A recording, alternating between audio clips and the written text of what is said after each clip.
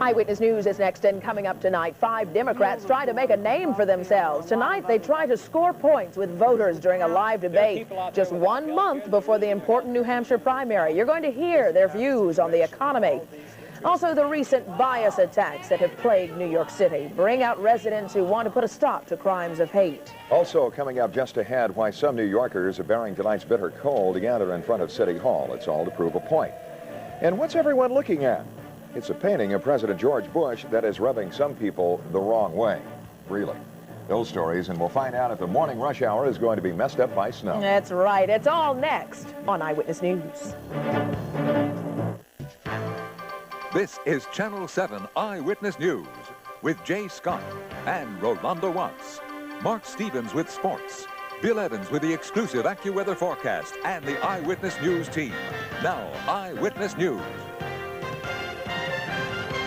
Good evening, I'm Jay Scott, and here's what's happening. 1 month to go before the presidential primaries in New Hampshire, and a victory there on February 18th could give a Democrat the kind of boost needed for a very successful campaign. And tonight, the 5 major Democratic candidates are trying to score points in a debate there. It comes on a night when a new poll shows if voters had to choose tomorrow, 29% would choose Arkansas Governor Bill Clinton, 17% for former Massachusetts Senator Paul Tsongas, 16% for Nebraska Senator Bob Kerrey. Jerry Brown and Tom Harkin finish well behind, and 26% are still undecided. And that is the backdrop for tonight's debate. I agree with Paul over the long run. I agree with Paul Tsongas on this. I quite agree with you, Governor. They agreed.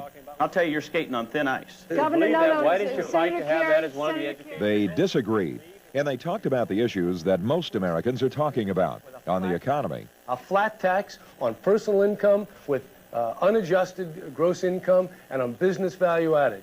Jerry Brown stuck to his anti-establishment theme. We have a government down there in Washington. It's corrupted. The others were a bit more conservative.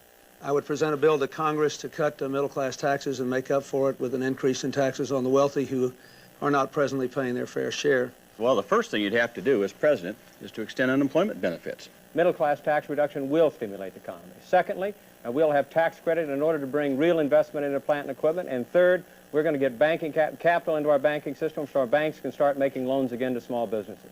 You have to give our companies venture capital, and you have to give them equity capital. On crime, the candidates agree the problem is drug-based and that it is time to crack down. But in response to a poll showing 65% of those questions support the death penalty, they disagree. I think capital punishment's appropriate, and I think no parole's appropriate for sex offenders. I support capital punishment. Governor Brown? No, I'm against capital punishment. I don't want a world where we're killing people to solve problems. I'm opposed to capital punishment. I have never seen any credible evidence to show that it's any kind of a deterrent to crime. I'm in favor of capital punishment for crimes against society. And frontrunner Bill Clinton, under fire this week for alleged philandering, once again denounced the charges and blamed the Republican Party. Answer negative ads, that I can deal with the kind of sleaze that the Republicans put out. And this last episode was a pack of lies.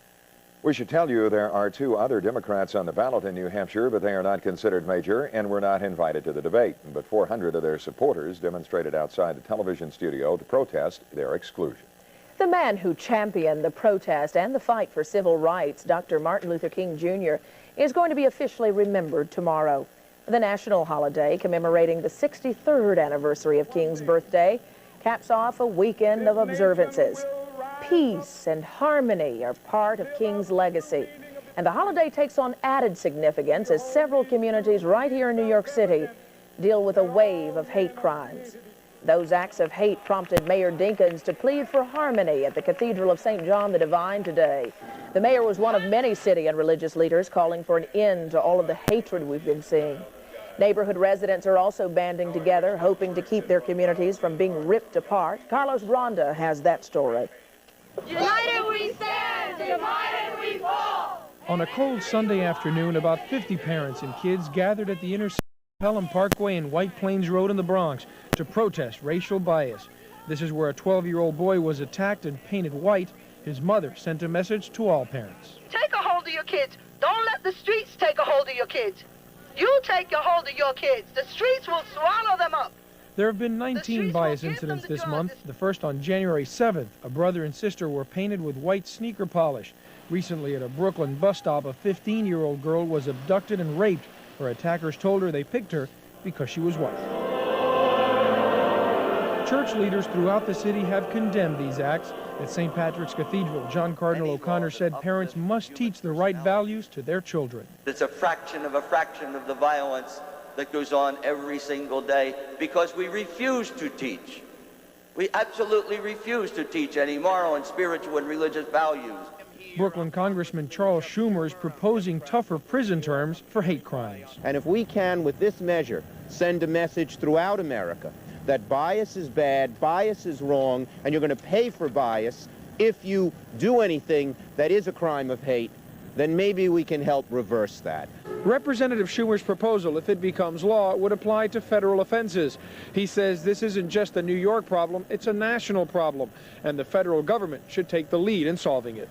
Carlos Granda, Channel 7, Eyewitness News. Police are reporting yet another hate crime tonight. Officials say that a white man was mugged by a group of black men in the Williamsburg section of Brooklyn early this morning. Police say it is classified as a bias attack because the suspects made racial slurs during that attack.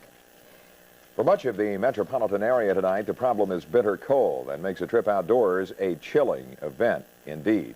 Tonight at 9 o'clock, the temperature at Columbus Circle was 20 degrees. But include the wind chill factor, and that brings it down to 10 degrees. Kay Kasuda reports it was enough to get people upset about how the homeless are treated during the winter. About 24 people pitched tents tonight in Lower Manhattan. They're protesting the plight of the homeless and honoring Dr. Martin Luther King on the eve of the holiday in his name. Protesters say Dr. King would have spent his birthday trying to improve conditions for the homeless. You got fabulous buildings going up in this town for who? The rich, none for the people who really should have places to stay. And it has been a tough day for the homeless. When the temperatures get this low, the search for food and shelter becomes critical. On this bitter cold day, Ed Palm found himself booted out of his home inside a Midtown subway station. Transit police apparently told him to go. We get kicked out, but we come back. And the cops, they all know me anyway. This homeless man, who did not want to be identified, says he'd rather face the cold than go to a city shelter. I just stay up. Ride the train most of the time, and go around different places. Try to be more like indoors, you know. I don't get much sleep, though. At Port Authority, the Manhattan Bowery Association's new Operation Alternative refers homeless people to city and private shelters. Organizers say this weekend has been the busiest one so far. Police found at least 19 homeless people inside the terminal who were referred to shelters by late afternoon. In Manhattan, Kay Kasuda, Channel 7, Eyewitness News. And later on, meteorologist Bill Evans will let us know exactly how cold it's going to get overnight, and he will also tell us if we should be on the lookout for snow in the morning. But first, an update on the transvestite killer who was the subject of a huge manhunt in Rockland County. And then we've got some rather gruesome new details, if you can believe there's more, about Jeffrey Dahmer, that killer who horrified the nation. We're going to tell you what he did to some of his victims. It may shock you. And violence in the former Soviet Republic of Georgia. We will tell you why bullets are flying there. Plus, what's the naked truth about this painting of President George Bush? It's raising eyebrows. The man who's escaped from prison sparked one massive manhunt and is finally behind bars tonight. Frank Vanderveer was arrested in the parking lot of a Paramus shopping mall just last night. The convicted murderer and known transvestite is being held in the Union County Jail, that until he is returned to Connecticut. He escaped from a prison in Summers on New Year's Eve and was the target of a dragnet in Rockland County. Some grim details are emerging tonight about crimes that shocked Milwaukee and shocked the rest of the nation as well.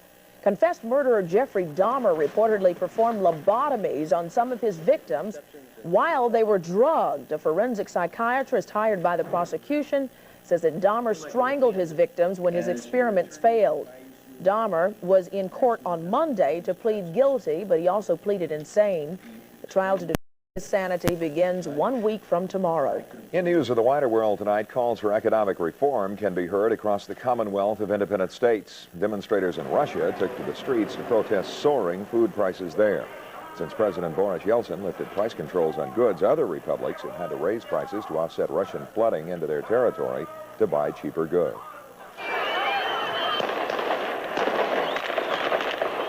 The new ruling military council in the former Soviet Republic of Georgia fired shots into the air trying to break up protests in Tbilisi. 3,000 people gathered there demanding the return of the ousted president. The military council took control of the country after the president fled, but demonstrators forced them to retreat. Around the world tonight, one big blow to the government of Israeli Prime Minister Yitzhak Shamir, and it could mean early elections there. Two right-wing political parties pulled out of Shamir's government today, wiping out his majority in parliament. They quit at a cabinet meeting to protest the Middle East peace talks. New elections could be held as early as June. Also, a new wave of violence in Algeria has left one soldier dead tonight. The violence prompted the new military leadership to round up Muslim fundamentalists who are trying to gain power in government. And don't get fixated on Saddam Hussein. Now, that's the warning tonight from Defense Secretary Dick Cheney. Cheney said the Iraqi leader will someday be overthrown. And the naked truth is out about the man who defeated Saddam Hussein, and a lot of people are very, very unhappy. A painting depicting a nude President Bush is on display at a Maryland art gallery. It also shows Dolly Parton, Senator Jesse Helms, Saddam Hussein, and Norman Schwarzkopf in creative states of undress and undress. Dress and undress. The artist who created the work says he was trying to get everyone's attention. Yes, he succeeded, but 5 state lawmakers who had been trying to get the gallery a federal grant have now withdrawn their support. You make the call. Well, we'll see what it does for their popularity. Mm-hmm. Exactly. Let's turn to sports when we come back. Anything. The Bulls and the Pistons do battle in Motown. And one of tennis unseated is firmly planted in the quarterfinals in the Australian Open. John McEnroe and his story coming up next. And then just a bit later on, Bugsy wins big at the Golden Globe Awards. A rundown of the winners just a little bit later. Well, he had to go down under to get on top, but he's way ahead. Here's Mark Stevens with all the sports. Sure has so far, Jay. Johnny Mack certainly had a good day down under, a winner of 7 major championships, but never an Australian Open. And now John McEnroe is a quarterfinalist there after playing nearly 5 hours to get past 13th seed Emilio Sanchez. 120 degrees courtside, didn't